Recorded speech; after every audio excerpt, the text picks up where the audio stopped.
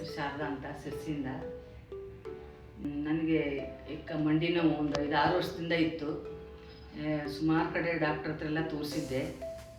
ಆಮೇಲೆ ಮಣಿಪಾಲು ಎಲ್ಲ ತೋರಿಸಿದ್ದೆ. ಎಲ್ಲ ಕಡೆನೂ ಆಪ್ರೇಷನ್ನೇ ಮಾಡಬೇಕು ಅಂತೇಳಿ ಹೇಳಿದರು.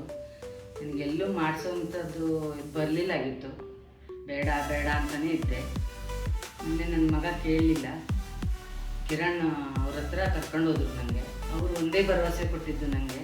ಅವ್ರು ನನ್ನನ್ನು ನೋಡಿ, ಅಮ್ಮ ನಿಮ್ಗೆ ಆಪ್ರೇಷನ್ ಮಾಡಲೇಬೇಕು ಅಂತ ಅಂದರು. ಆಪ್ರೇಷನ್ನ ಅಂತ ನಾನೇ ಒಂಥರ ಬೇಜಾರು ಮಾಡಿದೆ. ಆಗ ಅವರು ನನಗೆ ಹುಮ್ಮಸ್ಸು ತುಂಬಿದ್ರು. ನನ್ನ ತಾಯಿಗೂ ನಾನು ಮಾಡಿದ್ದೀನಿ, ನನ್ನ ತಾಯಿ ಅಂತ ತಿಳ್ಕೊಂಡು ನೀವು ನಾ ಮಾಡಿಕೊಟ್ರೆ ಆಯ್ತಲ್ಲ, 2 ಕಾಲನ್ನು ನಾನು ಮಾಡಿಕೊಡ್ತೀನಮ್ಮ ಅಂತೇಳಿ ಭಾಳ ಪ್ರೀತಿಯಿಂದ ಭಾಳ ನನಗೆ ಅವರು ಪ್ರೋತ್ಸಾಹ ಮಾಡಿದ್ರು. ಪ್ರೋತ್ಸಾಹ ನನಗೆ ಒಂಥರ ಏನೋ ಮಕ್ಕಳು ತಾಯಿಗೆ ಹೇಳ್ದಂಗೆ ಹೇಳಿದ್ರು. ಆ ಲೆಕ್ಕದಲ್ಲಿ ನಾನು ಆಯಿತು ಅಂತ ಒಪ್ಕೊಂಡ್ಬಿಟ್ಟೆ. ಅವ್ರು ಹೇಳಿದರು, ನೀವು 2 ದಿವಸ ನಾನು ನೀವು ನಡೆಸಿದ್ರೆ ಆಯ್ತಲ್ಲ ಅಂತ ಕೇಳಿದರು ನನಗೆ.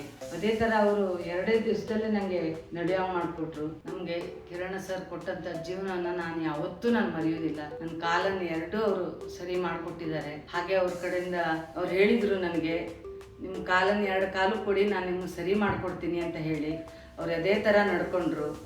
2 ದಿವಸದಲ್ಲಿ ನಿಮ್ಗೆ ಓಡಾಡ್ಸಿದ್ರೆ ಆಯ್ತಾ ಇಲ್ಲ ಅಂತ ಕೇಳಿದರು ನನಗೆ. ಅದೇ ಥರ ಅವರು ನನಗೆ 2ನೇ ಮರುದಿವಸನೇ ನನಗೆ ನಡೆಯಂಗೆ ಫಿಸಿಯೋಥೆರಪಿಯವ್ರನ್ನ ಕಳಿಸಿ ನನಗೆ ಮಾಡಿಸ್ಕೊಟ್ಟಿದ್ದಾರೆ. ಅವರು ಅಷ್ಟೇ, ಫಿಸಿಯೋಥೆರಪಿಯವರು ಮಲಗಲಿಕ್ಕೆ ಕೊಡೋದಿಲ್ಲ. ಬಂದು ಹೇಳು, ನೀವು ಮಲಗೋದಲ್ಲ, ಹೇಳಿ ನಡೆಸ್ತೀವಿ ನಾವು ಅಂತೇಳಿ ಸಣ್ಣ ಮಕ್ಕಳಿಗೆ ಹೆಜ್ಜೆ ಇಡಿಸ್ದಂಗೆ ಇಡಿಸಿ ನಮ್ಗೆ ಇಲ್ಲಿಗೆ ತಂದು ನಿಲ್ಲಿಸಿದ್ದಾರೆ. 2 ದಿವಸಕ್ಕೆ ನಡೆಯೋಂಗೆ ಮಾಡಿ ಸ್ಟೆಪ್ ಹತ್ತಿ ಎಲ್ಲ ಮಾಡಿಸಿದ್ದಾರೆ. ಅವ್ರು ಹೇಳಿದರು 2 ದಿವಸಕ್ಕೆ ನೋವು ಇರೋದಿಲ್ಲ, ಯಾವುದೂ ಇರೋದಿಲ್ಲ ಹೇಳಿ.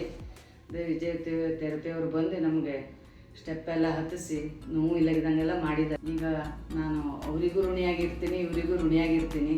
ನಮ್ಗೆ ಹೊಸ ಜನ್ಮ ಬಂದಂಗೆ ಆಗದೆ ಈಗ ನನಗೆ. ಇಲ್ಲೂ ಈಗ ಓಡಾಡ್ಕೊಂಡು ಏನೂ ಮಾಡ್ಕೊಂಡು ಓಡಾಡ್ಬೋದು ಅನ್ನೋ ಧೈರ್ಯ ನನಗೆ ಬಂದಿದೆ. ಕಿರಣ್ ಸರ್ ಅವರಿಗೆ ನಾವು ಫಿಸಿಯೋಥೆರಪಿ